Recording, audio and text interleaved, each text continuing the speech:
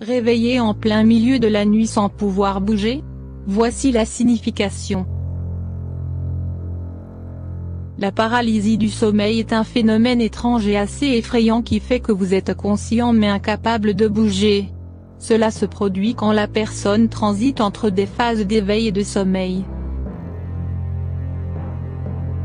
De toutes les sensations bizarres qu'une personne peut vivre, le fait de ne pas pouvoir bouger, en pleine nuit, tout en étant conscient de ce qui se passe autour, est de loin la plus étrange. Qu'est-ce que la paralysie du sommeil? C'est un trouble du sommeil qui survient soit avant de s'endormir complètement, hypnagogique, soit au réveil du sommeil paradoxal, hypnopompique. La personne se réveille en se sentant complètement bloquée, dans l'incapacité de bouger ses membres, parler ou crier. L'expérience s'accompagne souvent d'hallucinations. Cet état de paralysie dure de quelques secondes à plusieurs minutes. Selon le Centre d'information, de recherche et de consultation sur les expériences exceptionnelles, CIRSI, ce trouble est relativement fréquent et concerne 20 à 30% de la population, surtout des adolescents. Ce trouble se produit lors des états intermédiaires entre la veille et le sommeil. La paralysie peut se produire peu importe la position du corps, mais se manifeste plus fréquemment quand la personne est couchée sur le dos. Quand nous nous endormons, notre corps se détend profondément pendant que notre esprit devient, simultanément, moins conscient. Cependant, quand la paralysie a lieu durant l'état hypnagogique, l'esprit reste conscient alors que le corps se détend involontairement. C'est là que la personne se rend compte qu'elle est paralysée malgré ses efforts pour bouger, et que, prise de peur, elle panique. Qu'est-ce qui provoque la paralysie? Quand nous rêvons, sommeil paradoxal, le corps ne bouge pas car des motoneurones de la moelle épinière sont inhibés par un neurotransmetteur, la glycine. En temps normal, cette hormone disparaît avant la fin du rêve et du réveil mais dans quelques cas, elle continue à bloquer les muscles et ainsi les fonctions motrices du corps bien après le réveil de la personne. C'est ainsi qu'elle se retrouve paralysée. Le cerveau, pas encore tout à fait éveillé et pris de peur, essaie d'expliquer cette paralysie mais finit par produire les fameuses hallucinations.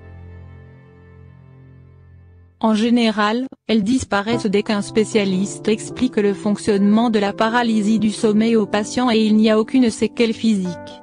Quelles sont les personnes touchées? Certaines personnes ne vivent cette expérience qu'une ou deux fois dans leur vie. D'autres, par contre, font des paralysies du sommeil chroniques, à raison de plusieurs fois par semaine. Une étude menée par l'Université d'État de Pennsylvanie a découvert que près de 80% de la population souffrait fréquemment de cette paralysie. Les personnes atteintes de troubles mentaux, anxiété, dépression, etc., celles qui font de l'apnée du sommeil et celles qui prennent certains types de médicaments, y sont plus sujettes. Quels sont les facteurs de risque? Manque de sommeil, changement fréquent des heures de sommeil, maladie mentale, bipolarité, dormir sur le dos, troubles du sommeil, narcolepsie, crampes nocturnes dans les jambes, certains traitements pharmaceutiques, troubles de déficit de l'attention, abus de drogue et d'alcool. Comment guérir de ce trouble? Il n'y a pas de traitement à base de médicaments mais certaines bonnes habitudes sont à prescrire. Dormir à des heures régulières, consulter un professionnel de la santé mentale, consommer des tisanes à base de plantes aux effets relaxants, verveine, camomille, se rendre à une clinique du sommeil. Quelques conseils en plus.